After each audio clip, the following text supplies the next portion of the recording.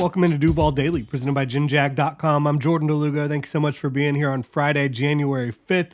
Couple sleeps away from the Jaguars taking on the Titans in the regular season finale, a game that will determine the Jaguars' fate in all likelihood, whether they're going to get into the playoffs or not, whether they will win the AFC South. It's win and you're in for the Jaguars. It's win and you are the AFC South champion for the second consecutive year.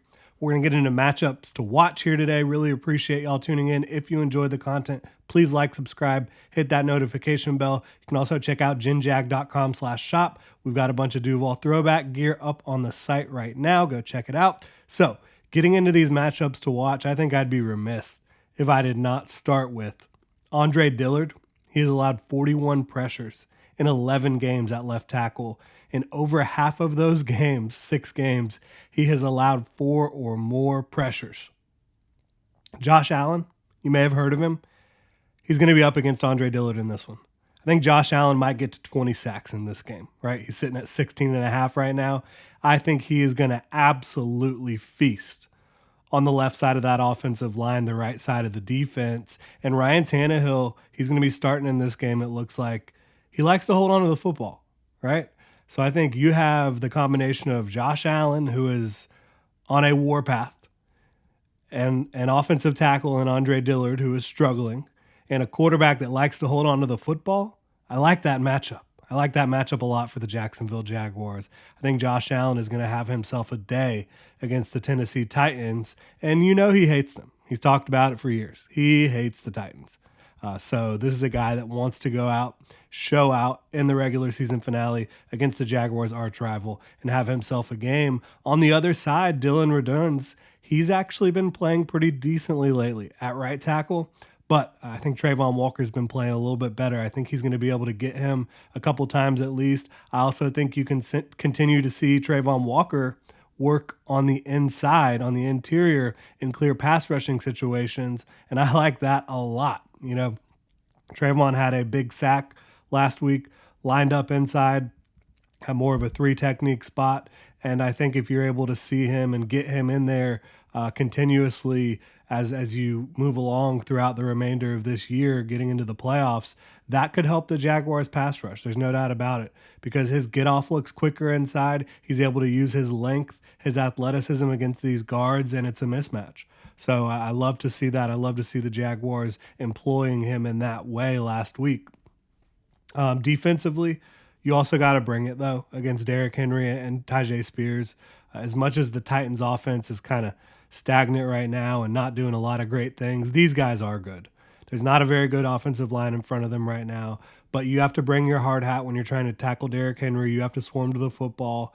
And if you make one false step against Tyjae Spears, it can be a really big play. He's got a ton of explosiveness, a ton of juice that he brings to the field. So you got to come to play against the run, but you also can't sell out too hard against the run, because they can hit you with play action, and they've been known to do that, and they've done that against the Jaguars in the past. And you've seen the Jaguars struggle this year with play action at times. So you just got to be ready. It's a big test, in my opinion, for Foye Oluokun and Devin Lloyd, who both of those guys have gotten fooled on play action this year, right? You've seen some coverage busts in man coverage against play action from Foye and Devin Lloyd. So I think that you want to see those guys handle their business in this football game. For the most part this year, they have been very good. But handle your business against a team that you know is going to run some play action. DeAndre Hopkins, wide receiver, he can still pop off too. You know, he's got 1,000 yards this year. He's got 6 touchdowns, I believe. He will move around the formation for the Titans. He'll line up in the slot some. He'll line up on both sides. He's not going to run away from a lot of guys right now, but if you give him opportunities at the catch point deep down the field, he can still make things happen, right? So I think Tyson Campbell, he needs to play the way he played last week. He played very well, matched up with DJ Chark, in my opinion. If he's able to do that and play with physicality and play with confidence, I think he'll be just fine. Obviously, Darius Williams has been playing at a high level for the Jaguars. I think if you see DeAndre Hopkins in the slot, zone coverage. I think Trey Herndon will be just fine there. So I think that the Jaguars, as long as they come out and play confident against DeAndre Hopkins, they're going to be fine. Again, I don't want to see very much man coverage. I think that's where the Jaguars secondary can really get into some trouble because they're just a group, a secondary, especially the corners. Again, Tyson, Darius, Trey, they're just better zone cover corners, bottom line. So I think you want to continue to see that. You saw it last week on the other side of the ball for the Jacksonville Jaguars. Trevor Lawrence versus Trevor Lawrence, right? I believe many of his fumbles and mistakes this year happen when he sees teammates failing around him. He's like, all right, I'm going to have to do this myself. I'm going to have to put this team on my back. And that's when you have some hero ball. That's when you have some big mistakes. You don't have to do that. You just have to be yourself if you're Trevor Lawrence. There's a line between playing aggressive, which he absolutely should play aggressively.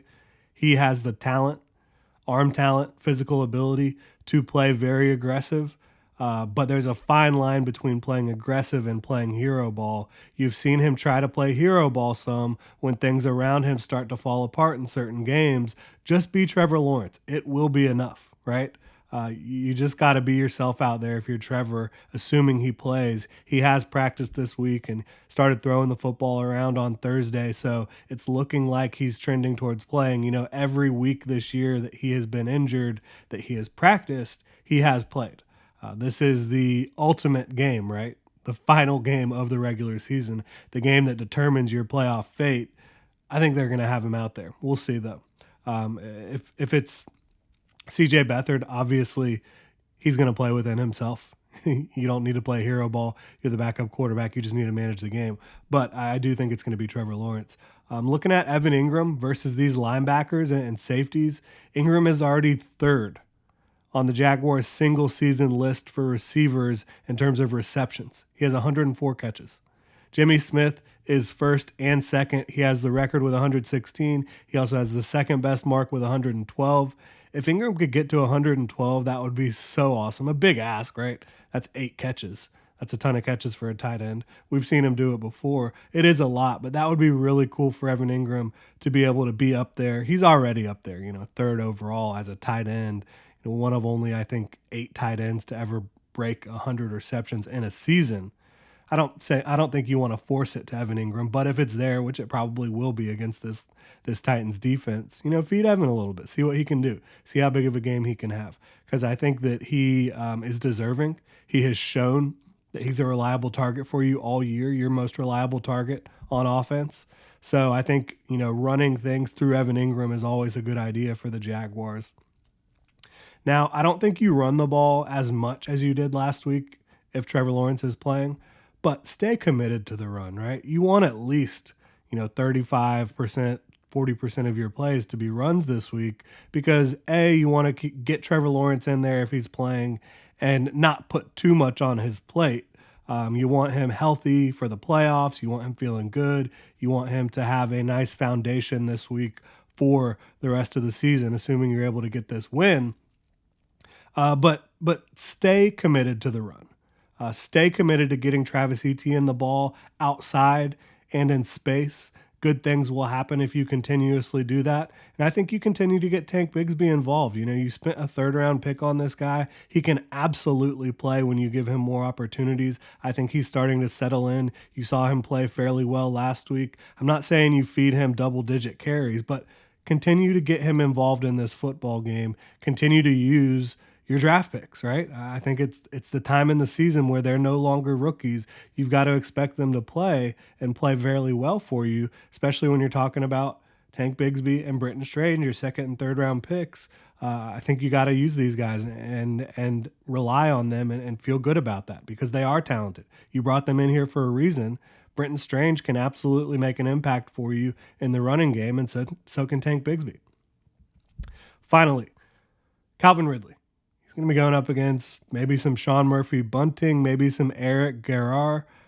Hopefully I pronounced his name right. Never heard of him. Did see him play a little bit, though, in the last few weeks. These guys are your starting outside corners right now for Tennessee.